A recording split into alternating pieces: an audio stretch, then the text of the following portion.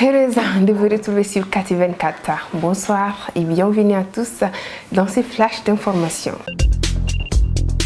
Le Premier ministre par intérim, le colonel Abdoulaye Maïga, a reçu ce lundi son Excellence le général de brigade Kojo Lougué, ambassadeur extraordinaire et plénipotentiaire du Burkina Faso au Mali en fin de mission.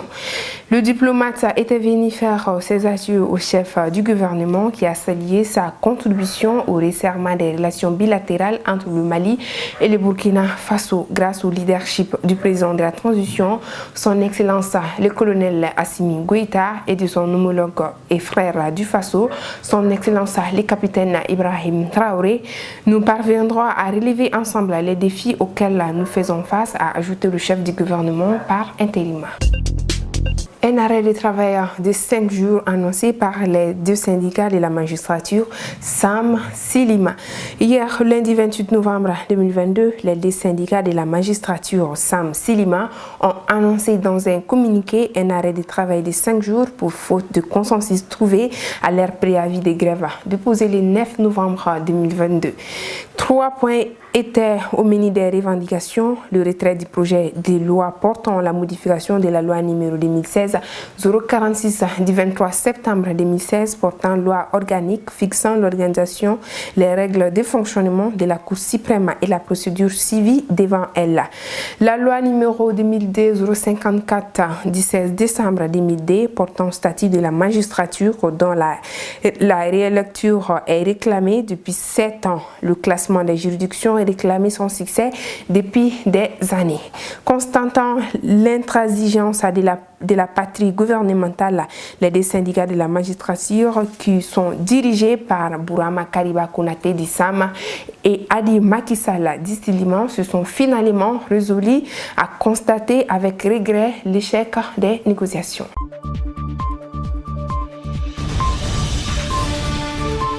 À présent, la page internationale, le roi Mohamed VI a reçu le mercredi 23 novembre 2022 au Palais Royal de Rabat le secrétaire général des Nations Unies, M. Antonio Guterres. Le secrétaire général des Nations Unies a exprimé sa gratitude à Sa Majesté, le roi, pour la réussite du 9e forum de l'Alliance des civilisations qui se tient à Fès et s'est félicité de l'adoption d'une déclaration forte et engageante, plus que jamais nécessaire dans un contexte international troublant.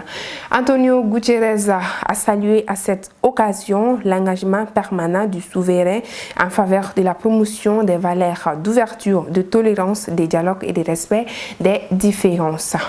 Antonio Guterres a également loué la contribution constructive et constante du royaume pour le maintien et la consolidation de la paix, le renforcement de la stabilité et la promotion du développement, notamment dans le continent africain. Les 7 États membres de l'initiative d'Accra, Bénin, le Burkina Faso, la Côte d'Ivoire, le Ghana, le Mali, le Niger et le Togo mobiliseront des ressources pour soutenir ceux d'entre eux qui sont touchés par le flot du terrorisme et de l'extrémisme violent. Cette décision a été annoncée à la fin d'un sommet d'une journée de l'initiative de coopération en matière de sécurité en Afrique de l'Ouest qui s'est tenue dans la capitale ghanéenne, qui a été proposée d'après la copie finale du communiqué adressé mercredi matin aux médias. Le sommet des chefs de l'État de l'initiative d'Accra, réuni mardi le 22 novembre dans la capitale ghanéenne, s'est fixé un délai d'un mois pour rendre opérationnelle sa force multinationale conjointe. L'attaque force comporte un contingent de 1000 soldats qui seront stationnés à Tamale au Ghana et un volet renseignement basé à Ouagadougou au Burkina Faso, a précisé un communiqué des pays membres. L'attaque force de l'initiative d'Accra est axée sur le partenariat et le soutien mutuel entre membres en matière d'opérations conjointes, de formation et de partage des renseignements.